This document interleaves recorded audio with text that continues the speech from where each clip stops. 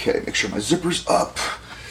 Alright guys, welcome back for another episode of The Suited Shootist. I want to make sure I didn't do that a third time. And so for all the new subscribers, thrilled to have you. Appreciate you guys joining. If you haven't subscribed to the channel already, go ahead and do that now. Really do appreciate it.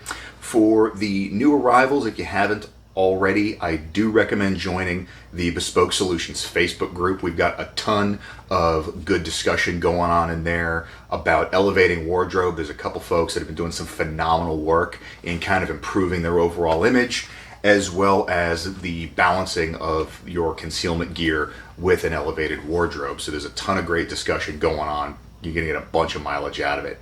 If you have been finding the channel useful, I would greatly appreciate if you signed up for the Patreon as well. I did just add a $1 tier, so there's some options if you just want to do that. Again, if you do, awesome. Really appreciate the support.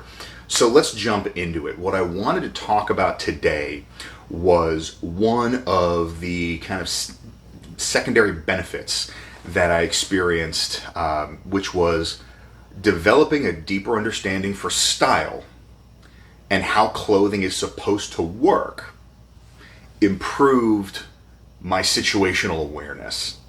And it's going to make sense, so stick with me. But it's fairly straightforward, actually.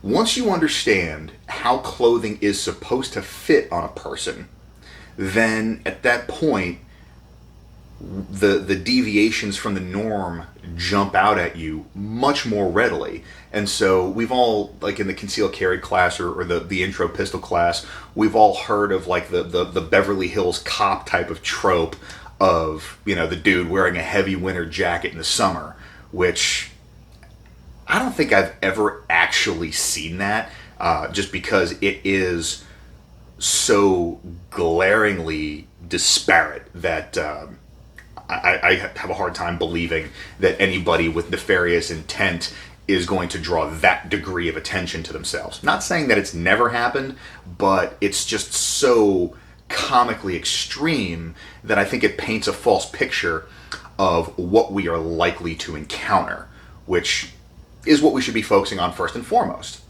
So once you develop a better understanding of the mechanics of clothing, how it's actually supposed to work, then once you have developed that eye, the deviations jump out and are far more obvious to you. And so something that would be subtle, if not completely missed by a regular person, is now something that will draw your attention, and you can look a little bit deeper into it to see if it warrants more scrutiny or if it's just, an anomaly.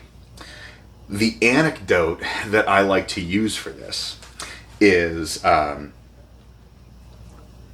I've talked about this before, one of the driving factors of me trying to improve my personal style and just how I dressed and presented myself was when my wife and I were dating.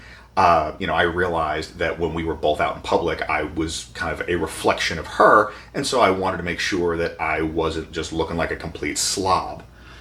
And so, in the course of our dating history, that's kind of where I started to delve into all of this and learn about it.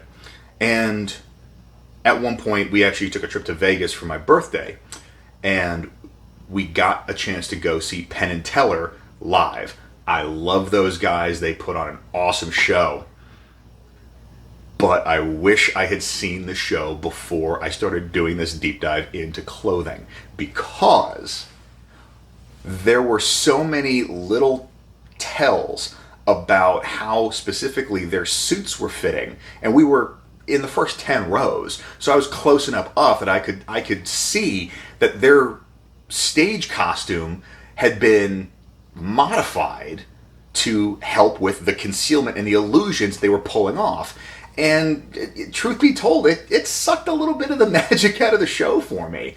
I still enjoyed it, and it was really cool. Even had a chance to meet them after the show. I'll put a picture of that up just because.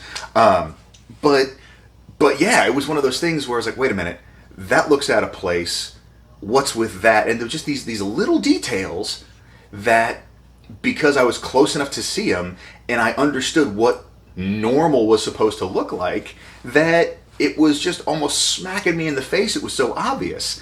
And Penn Teller talks about this, is that, you know, the only real difference with magic as opposed to criminality is that they are very direct with you as to what you're seeing is going to be a lie, and they are never doing it with nefarious intent. But there are a lot of parallels between magic and criminality. There's a lot of subterfuge, there's a lot of misdirection, there's a lot of showing people something that they expect to see while you are doing something else to get you to the end state that you want. So, in the same vein, once you understand what certain clothing is supposed to look like, then if there are weird bulges in certain places, you can do kind of a quick determination as to, okay, what other tells am I looking for that might belie this person's equipment at least, and then combine that with the profiling of their overall behavior, and you can start to kind of work through that filter of, okay, is this an off-duty cop? Is this another civilian defender? Or is this somebody who is, really trying to conceal for nefarious purposes? And so that's one of the reasons that I truly feel it's valuable, even if you are one of those people for whom the idea of a collared shirt or a necktie or, leather dress shoes, if those are so far outside the realm of your reality that they are not going to really cross your path at all, fine. There's still some value into understanding the basics of this, because it truly does improve your situational awareness. And when you combine that mechanical understanding with the behavioral profiling that I talked about, it really just kind of gives you almost that they live sunglasses effect, where you put them on and all of a sudden you have this whole new view on reality. You hear concealed carriers all the time talk about liking to go to the coffee shop or the mall or whatever and play spot the gun carriers, and this just takes that to a whole other level. It's cheat codes basically. So there is definitely some value to it, even if this is the dressiest you'll ever get. So let me know your thoughts on it. For those of you that have started to kind of walk down this path, have you found that it has improved your situational awareness? Do you guys have any anecdotes of your own of similar stories to mine? I'd love to hear them. Put them down in the comments. Aside from that, if you haven't subscribed already, please do so. If you want to hit the notification bell, apparently that helps with the YouTube algorithm thing. I don't know. So aside from that, hope everybody has a great week. Stay dangerous. Stay sharp.